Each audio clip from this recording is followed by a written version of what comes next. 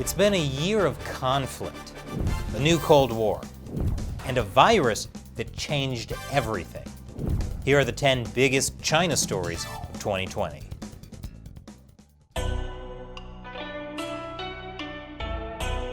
Welcome back to China Uncensored. I'm Chris Chappell. Be sure to hit the like button on this episode. It really helps us with YouTube's algorithm. And in 2020, we need all the help we can get.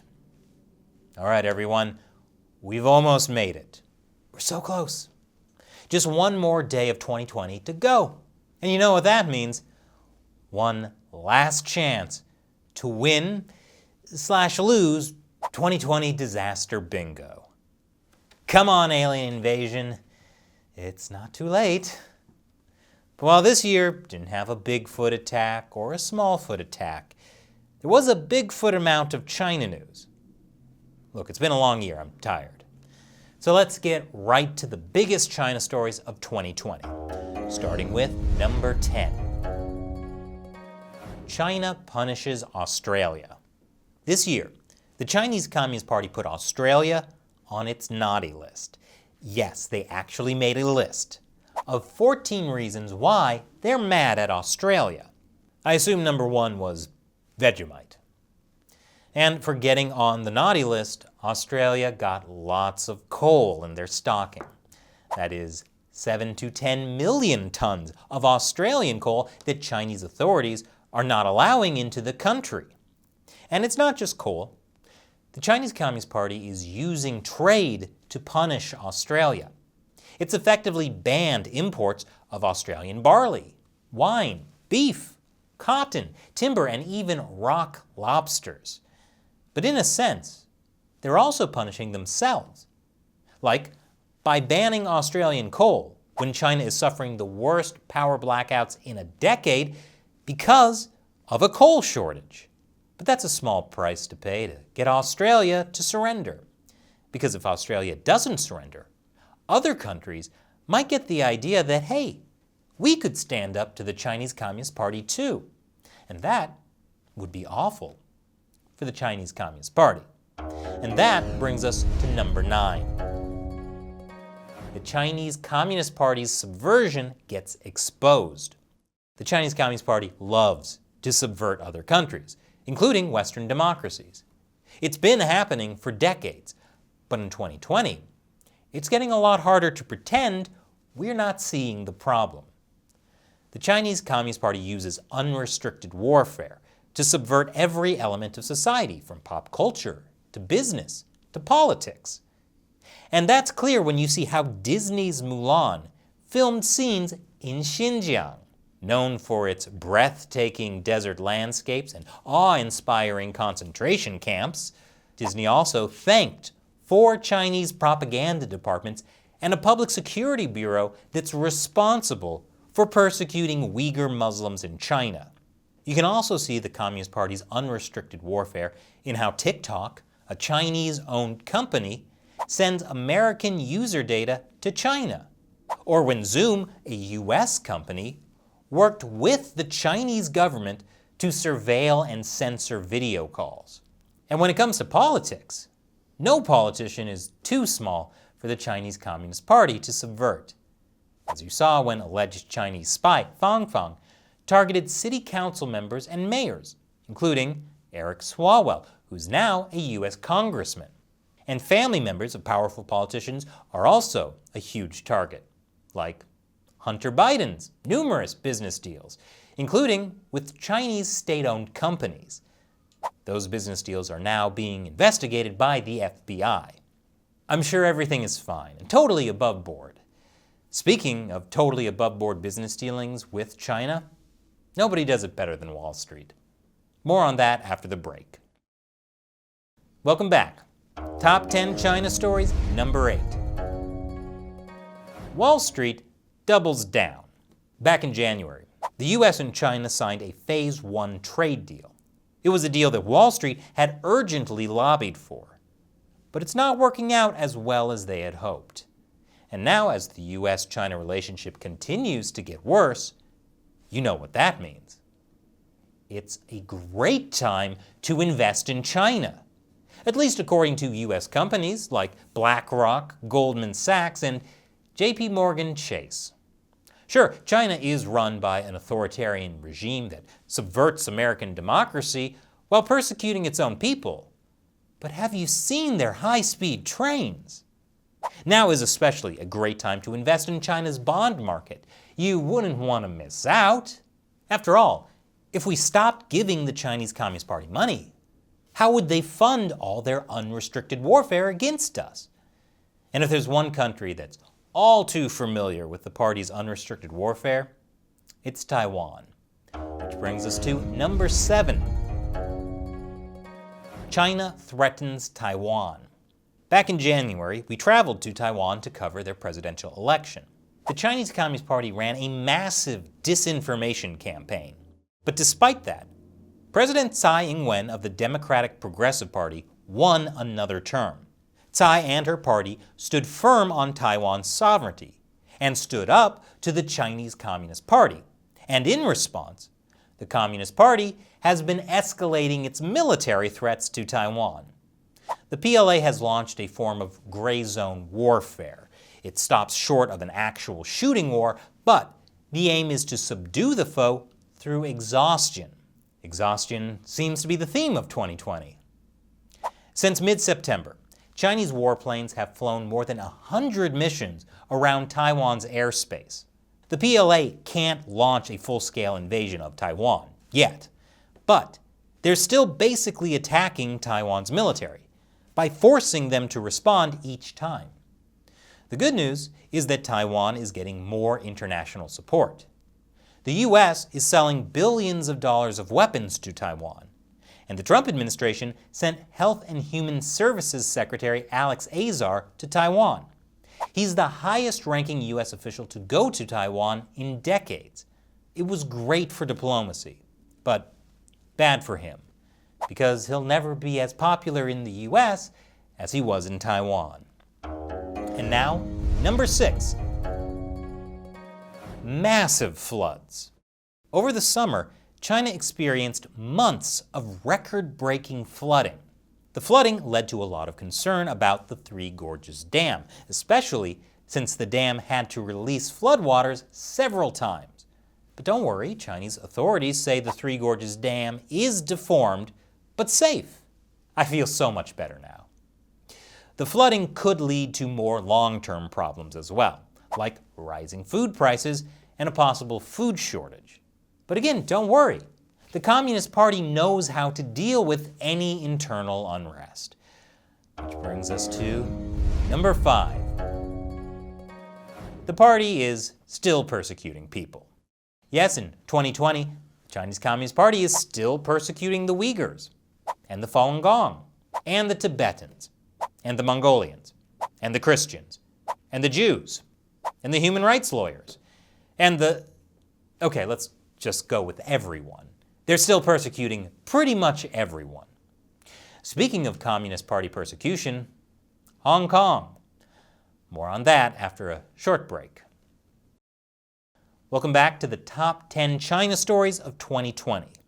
Now, number 4. Hong Kong becomes China. After a year of ongoing protests against the CCP, on June 30th, the Chinese regime imposed a national security law on Hong Kong. It has basically turned Hong Kong into mainland China. Permanent and non-permanent residents of Hong Kong can now be imprisoned for up to life for crimes of succession, subversion, terrorism, and collusion with foreign forces. To enforce the measures, a new security agency has been set up, which isn't under the jurisdiction of local government. It will be the first official presence of mainland security and intelligence agents, whose powers will go beyond local laws. It also allows for serious and complex cases to go to mainland courts. So it's everything that Hong Kongers were afraid was going to happen, and worse. And the Chinese Communist Party wasted no time using the national security law, along with other laws, to crack down on dissent. From raiding newspapers, to jailing activists, to postponing elections, to forcing out opposition lawmakers. It's just all bad. And the exodus has also begun. with prominent activists and ordinary Hong Kongers leaving the city. One group of activists who tried to escape in a speedboat were imprisoned in mainland China, where they're being put on trial. But Hong Kong activists say that although things are grim, they aren't giving up. Speaking of not giving up, number 3, the India-China border conflict. Starting back in May, there was a series of skirmishes along the disputed border between India and China, in some cases involving fistfights and stone throwing. In the most violent clash, 20 Indian soldiers and an unknown number of Chinese soldiers died. India accused Chinese soldiers of using nail-studded rods in that fight. The border clashes were the result of China's strategy of salami slicing, that is, trying to take over pieces of territory one thin slice at a time. China has chipped away at territory along the disputed frontier, seizing about 23 square miles. Salami slicing worked well for China in the South China Sea, but it's not working out as well on the Indian border. In one of the latest clashes, Indian soldiers recaptured land that the PLA had taken. And the border fights have also led India to stand up to China in other ways, like by banning dozens of Chinese apps, including TikTok and WeChat.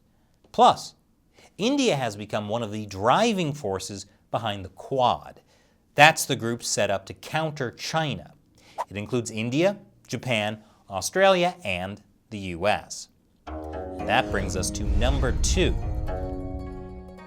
The US calls out the Chinese Communist Party. Earlier this year, a lot of US media were panicking over the new Cold War.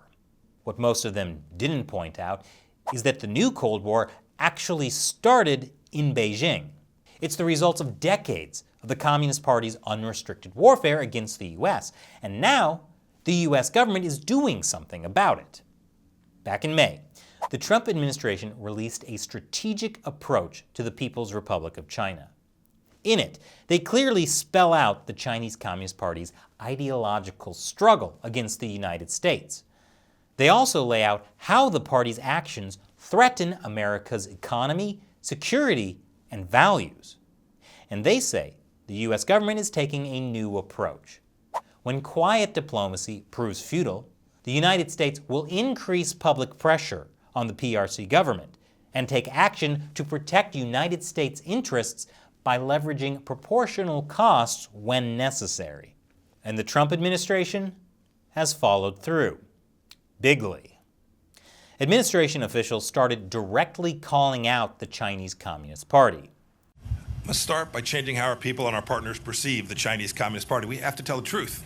We can't treat this incarnation of China as a normal country just like any other. The State Department started sanctioning Chinese officials for human rights abuses. The Commerce Department blacklisted Chinese companies. The Trump administration closed the Chinese consulate in Houston because they said it was a center for spying. The FBI started arresting alleged Chinese agents in the US, and proving that China remains one of the few bipartisan issues in the US government. Congress passed several China-related bills, including the Hong Kong Autonomy Act and the Uyghur Human Rights Policy Act. The Trump administration then used them to sanction Chinese officials. Teamwork.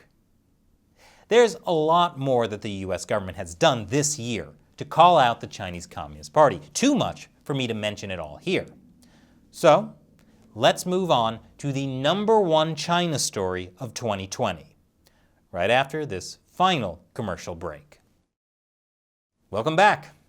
It's time for the number 1 China story of 2020, because nothing says 2020 like the CCP virus.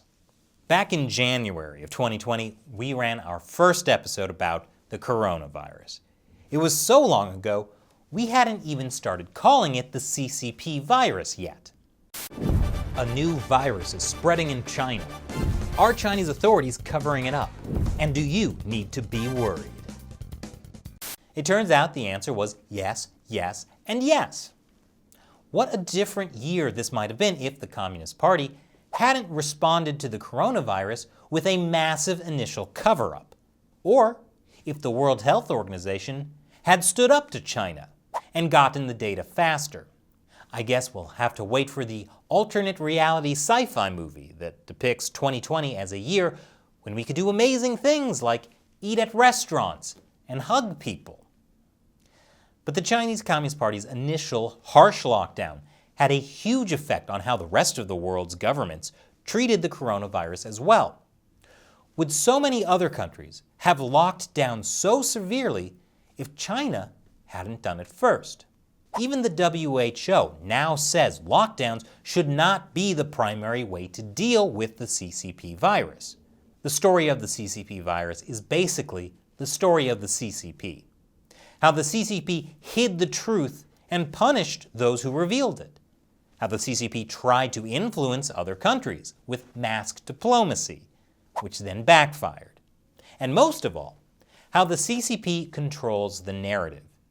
Even now, the Chinese Communist Party is still trying to blame the virus on another country, like the US, or India, or Italy. The latest propaganda campaign is about blaming the coronavirus transmission on frozen foods, which Chinese state-run media is currently trying to tie to the initial outbreak in Wuhan. It wasn't a lab leak, it was the frozen pizza rolls. Mystery solved. And with so many countries now going into another round of lockdowns, and as a possibly more contagious version of the CCP virus spreads, this is one story that is going to carry over well into 2021. So those were the top 10 China news stories of 2020. China had a huge effect on the world this year. What will next year bring? Hopefully, more countries standing up to the Chinese Communist Party. Or, there's always 2021 disaster bingo. And now, the final question of the year, from a fan who supports China Uncensored on Patreon. If you join the China Uncensored 50-cent army on the crowdfunding website Patreon, you'll have a chance to ask me questions on the show too. Check out patreon.com/China Uncensored to learn more.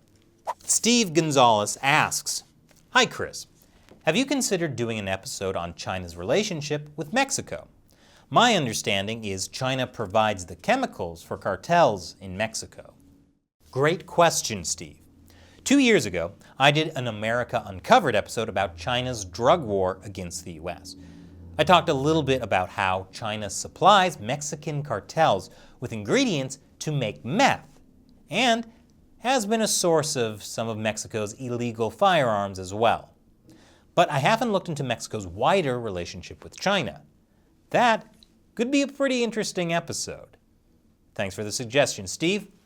And thank you for watching this episode of China Uncensored. Remember to like, subscribe, hit that notification bell, and have a Happy New Year.